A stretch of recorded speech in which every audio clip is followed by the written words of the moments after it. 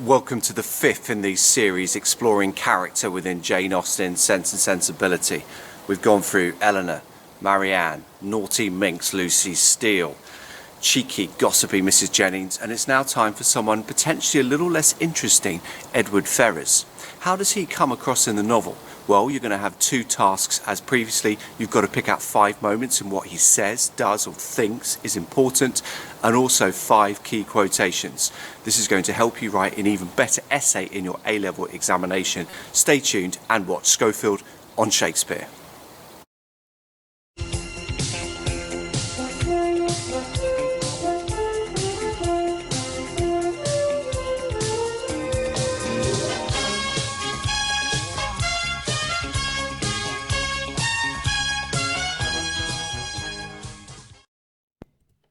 So here's the first task to get you thinking in more detail about Dullstick Edward Ferrars. Consider his role in the novel and write down 5 moments in what he does, says or thinks is important to you and or interesting. No need to use quotations, just summarise each moment in a single sentence using your own words. So press pause now, the video will resume in 5 seconds time.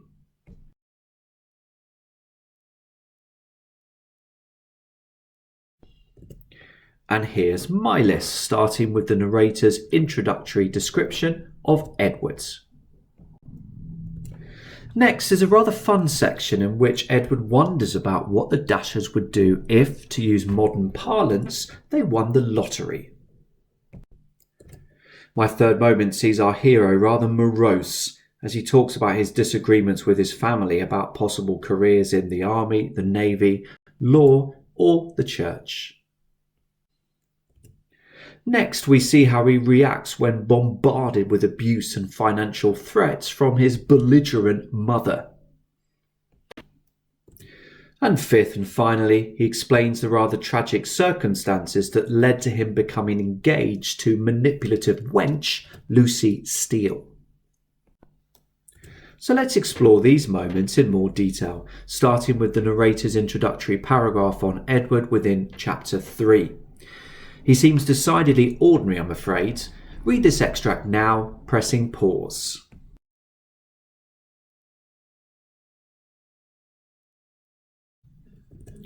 What's noticeable here, within this opening paragraph on Edward, is just how many negative constructions there are. He is not pleasingly graceful or good-looking. He is too shy. He does not have it within him to satisfy his mother's and sister's ambitious desires. He has no interest in expensive 4-wheeled carriages. This contributes to an impression that there is something lacking, something missing in Edward, certainly according to the female members of his family, and I would include emasculated John Dashwood within that group. But I also feel this sense spills over to the reader as well.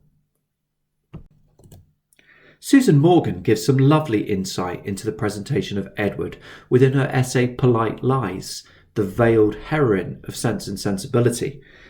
She argues that the human tendency to impose your own values and expectations on others, rather than allow that person the freedom to be themselves, results in Edward coming across unfairly as rather wishy-washy, a feeble character. Just because Fanny loves a fancy carriage and Marianne is driven wild by Cooper's poetry doesn't mean that Edward should be condemned for feeling differently. Nonetheless, I find Morgan's idea that Jane Austen doesn't allow us to see Edward's charm apt, and this is initially facilitated by the focus here on what he isn't rather than what he is. But when you look beyond the negative constructions, there are positive points. Edward has an open, affectionate heart, which is no mean feat given his mother and siblings Robert and Fanny. He is no fool and can be perceptive. Yet he is clearly frustrated and even paralysed by the conflict between what his mother and sister want him to be and become, and his own far simpler, domestic, feminine even, desires.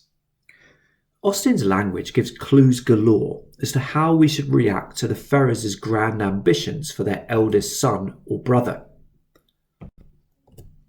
Note the hesitation and dashes around as, followed by the amusingly vague phrase, they hardly knew what. This highlights the shallowness of the female Ferrars' wishes. There is no definite dream or goal in mind. Anything will do as long as it results in superficial grandeur. A similar technique is used at the end of the subsequent sentence. They want Edward to make a fine figure in the world in some manner or other, with the vagueness of the phrasing once again indicating indiscriminate desire for Edward being striking and impressive on a social level, rather than actually doing anything worthy of respect. Austen's use of the phrase superior blessings is telling. The noun blessing, meaning a gift bestowed by God, is already strong enough, and adding the adjective superior has a destabilising, tautological effect. The praise for the prospect of Edward being in Parliament, being connected to great men, is excessive, over the top. The ironic tone suggests that such naked desires for advancement are comparatively shallow and worthless. Yet just because the author encourages the reader to dislike the Ferrars' preoccupation with social advancement doesn't mean that by default we will warm to the man who is subjected to their regular nags and henpecks. But dear Edward comes across much better in this extract, taken from a conversation during his belated visit to the Dashwoods at Barton Cottage. He speculates about what the Dashwoods would do if they came into a great fortune. Read it through now and press pause.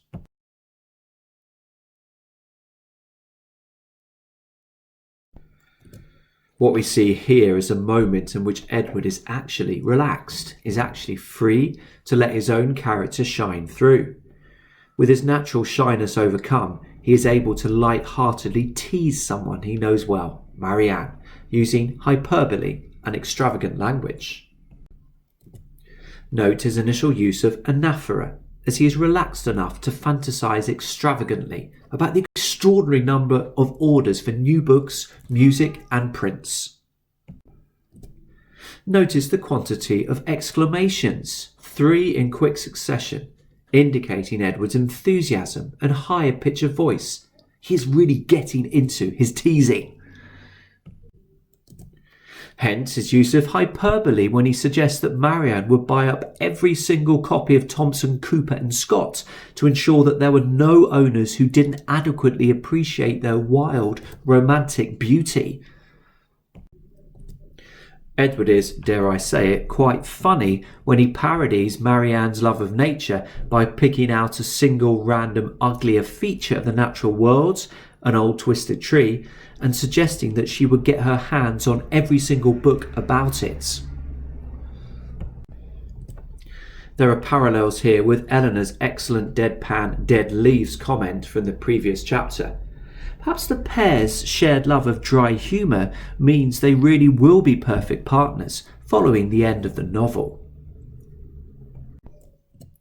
Edward's uncharacteristic linguistic freedom, unusually liberated flights of fancy, do not last long, hence a habitual retreat to cautious self-effacement as he wonders whether he may have gone too far and offended his old friends.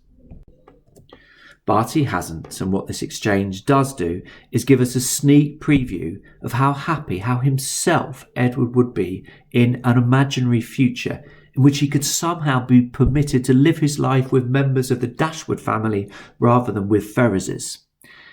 It also shows us how well he's got to know the family. He knows that the Dashwoods take their accomplishments seriously and are genuinely passionate about them. So much so that he can name Marianne's 3 presumably favourite authors. At this point of the novel, how much time have the Dashwoods spent at Barton Park with the Middletons? Would you concur that Mrs. Jennings, Lady Middleton and later the Steeles would have absolutely no idea or indeed no interest in Marianne's favourite authors or the extent to which Eleanor is passionate about Prince?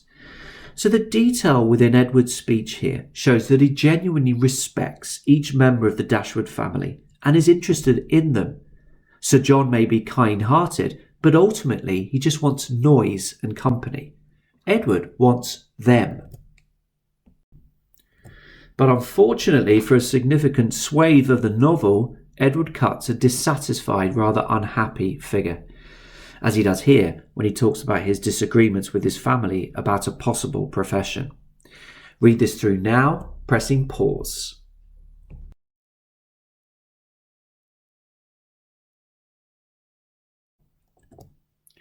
It is clear that Edward puts his current unsatisfactory state down to his lack of employment and direction. And yet in theory, as the eldest son of a wealthy family, he is in a fabulous position.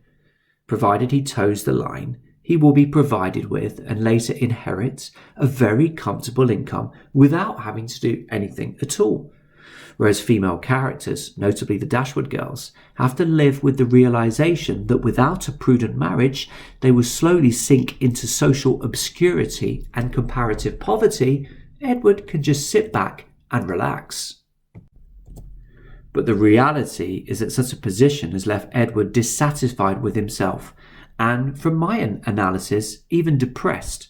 His inability to embark upon anything which he considers worthwhile and suitable has led to a degree of self-loathing. Hence the surprising vehemence of his subsequent declaration that his future children's upbringing should be nothing like his in any way. For different reasons, he has ruled out genteelly acceptable professions such as being in the army, becoming a lawyer, or joining the navy, and the result is that Edward has been left to idle away his time, ultimately resulting not just in discontent, but, as the rereader knows, a foolish engagement as well. Note the bitterness in his tone in the use of the superlative adjectives most advantageous and most honourable in relation to idleness. The impression is that his family value appearance and their elevated social position ahead of individual fulfilment, and indeed probably do not understand the concept of the latter, at least when separated from social reputation. Austen's other novels similarly show the problems of primogeniture in relation to how it affects the eldest son. Juliet McMaster, within the chapter entitled Class in the Cambridge Companion to Jane Austen, refers to spoilt and frivolous characters in Northanger Abbey and Mansfield Park. Edward may not be spoilt and frivolous, his younger brother performs that role, but he sure as hell is dissatisfied with his lot when in theory he should be recognising that he is one of the lucky ones. What Edward wants, and what he gets at the end of the novel, is to be a clergyman. However, while certainly respectable, this is not deemed smart or fashionable enough by his mother and sister. And yet in some ways the female Ferrarses shouldn't have worried. During this period, and still to a significant extent today, priests were very much part of the establishment.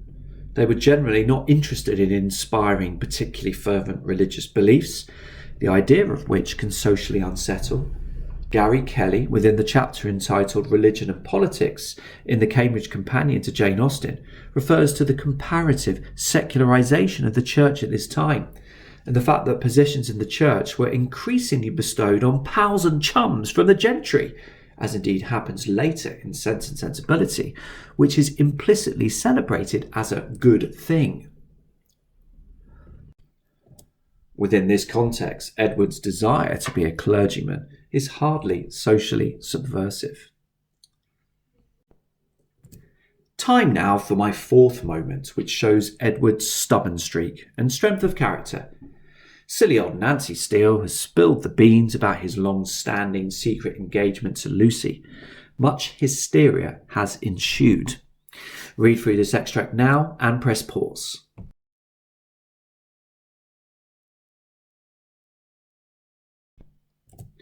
This is narrated from John Dashwood's narrow-minded, sycophantic perspective, and it is clear that this nincompoop is staggered by Edward's obstinacy. Indeed, arguably, this narrative gives more insight into John himself than Edward. John goes into meticulous detail about Mrs. Ferrars's financial offer, The income from the Norfolk estate is clear of land tax, for instance, and this reflects the fact that he generates feelings for people predominantly based on their financial position. Put simply, if someone has money, they are worthy of respect. If someone doesn't, they should be put to one side and forgotten about, even if they are close family members. Thus, given that money and social position trump all within John Dashwood's worldview, he simply cannot understand Edward turning his back on a comfortable income for something of mere secondary importance, such as feelings for another person. He fails miserably to see anything wrong in Mrs. Ferrars' outrageous petulant threat to try to stop her son independently improving his own financial situation, and amusingly misinterprets his sister's outrage. John shows his narrow-mindedness in this extract. He simply cannot understand one jot why Edward may have behaved in this way. Going against a matriarch, and particularly a matriarch who holds the purse strings, is for him an act of willful perversity. Returning to Edward, this extract by default increases our admiration and sympathy for him. Not only is he sticking to his principles, but it is even clearer that his family members are bigoted and small-minded, and they have no conception of what kind of person he is. Let's go on to my final moments. Edward is now happily engaged to the right person, and he opens his heart about the past to Eleanor.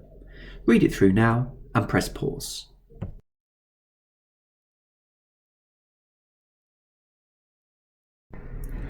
There are echoes of my third moment here as Edward once again talks about the evils of not having anything to do with his time. It led him to dream, to fantasize, to fancy himself in love, whereas the truth was he merely fancied rather than loved. However, Edward also cites the lack of personal warmth and affection with his home life as a factor, as well as his own shyness with strangers. Perhaps if he had a more positive relationship with his family, over time he might have moved closer towards the man they wanted him to become. However, with so much time to think and so little affection at home, the stage was set perfectly for Lucy Steele to enter and take full advantage. Here's how the equivalent moment is narrated within Joanna Trollope's 2013 version of the novel. Lucy's family were cosy and welcoming and didn't make him feel an utter failure, plus Lucy was quite pretty. Ed had felt so defeated by his mother insisting on him training to do things he couldn't bear to be. At least in this version, the ambition of Mrs. Ferrars appears to be slightly less based on social superficialities. In this version, it might be that she just wanted him to get a damn good job. In Austen's version, Edward's mother is happy with him doing bugger all, in spite of this inactivity driving him up the wall. Shall we move on? In the exam, you'll need to be able to wheel out actual quotations giving very specific individual insight. So it's time for the second task. Reread sections of the novel before writing out 5 quotations which give different insight into what Edward Ferrars is really like. In order to ensure that you're revising as many different sections of the novel as possible, avoid quotations or sections of the text which have been used so far in this video. Press pause and get started.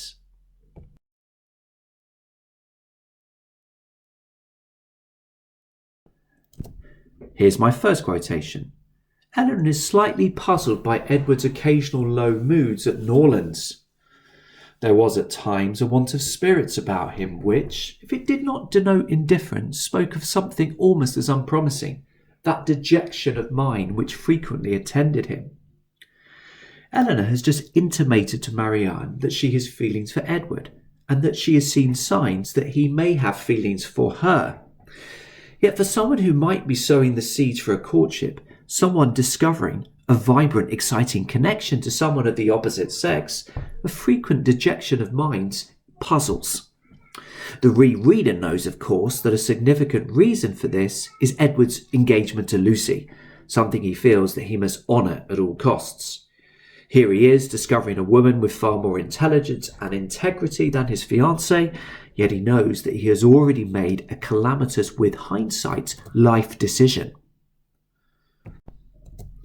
And such perplexing low spirits, such difficult to read body language is seen once again when Edward finally turns up at Barton Cottage. The reservedness of his manner towards her contradicted one moment, what a more animated look had intimated the preceding one. Marianne, who was always eager to promote their happiness as far as she could, soon left them to themselves. But before she was halfway upstairs, she heard the parlour door open and, turning round, was astonished to see Edward himself come out. What we are seeing here is the presence of a secret, of a mystery that needs to be solved, but also the incredibly difficult position Edward has put himself in. He knows that he has to keep his engagement secret. He knows his mother would react furiously at the thought of any union with Lucy Steele, or indeed Eleanor herself. Yet this means that he can't explicitly warn Eleanor that he is a taken man. Indeed, given his more recently acquired knowledge of Lucy's limitations, part of him might not want to do this. In other words, he can't help himself to some extent effectively string Eleanor along. As ever with his character, he wants to do the right thing morally, and so tries to put up a barrier of reserve to deliver the unspoken message that he is not interested in her as a future life partner. However, his instinct and inner soul are drawn to Eleanor. He enjoys her company, and so there are times when he can't prevent that natural, more animated look, which will only develop Eleanor's unspoken hopes and dreams about the future. I do think that modern readers are less forgiving of Edward's behaviour than superhuman superhero Eleanor, although we do accept that he ends up in a difficult situation. In this quotation, we see the Dashwood sisters' reactions to Edward's decision to stand by his engagement to Lucy Steele, in spite of extraordinary pressure and bullying tactics from his family. Eleanor gloried in his integrity, and Marianne forgave all his offences in compassion to his punishments. The verb glory, meaning to give praise and thanks to God, is striking here. Edward is so proud of Edward's integrity in sticking with his original immature, foolish marriage proposal, even though she knows feelings have waned considerably on both sides, and more importantly, it comes at her own expense. Surely there is a whiff of unhealthy, self-denying excess here. It is one thing to value decorum, constancy and principles, but to do so entirely at the expense of her own sensibility? Rachel Brownstein is right when she hints that modern readers might well take Edward's unwitting stringing along of Eleanor into account when deciding our feelings about him. Certainly we are unlikely to be doing that much glorying. In the fourth quotation, we have Edward's rather strange behaviour after pitching up at Barton Cottage and breaking the news that Lucy Steele has married his brother, not him. I explore Eleanor's reaction in more detail within my video dedicated to her, but here's what Edward does. He fell into a reverie which no marks, no inquiries, no affectionate address of Mrs. Dashwood could penetrate, and at last, without saying a word, quitted the room and walked out towards the village. Once again, we're seeing Edward's awkwardness in difficult situations. He simply does not have the social skills or confidence to put on a brave face and smooth cracks. Eleanor is an expert at this. Remember how she pulled herself together during the excruciating, unexpected meeting with just herself, Edward and Lucy? But Edward is bloody useless.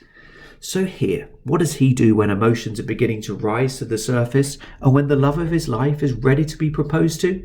He heads off into the village without saying a word, albeit he does manage to propose later on. Andrew Green, within his close reading of the chapter, writes quite interestingly about the interplay between sound and silence in this section, before coming to the conclusion that the alternation of sound and silence pointedly highlight the contradictory and troubling emotions Eleanor and Edward are feeling at this point.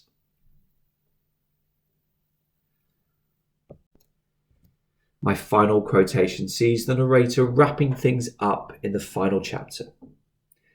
Lucy became as necessary to Mrs. Ferrars as either Robert or Fanny, and while Edward was never cordially forgiven for having once intended to marry her, and Eleanor, though superior to her in fortune and birth, was spoken of as an intruder, she was in everything considered and always openly acknowledged to be a favourite child.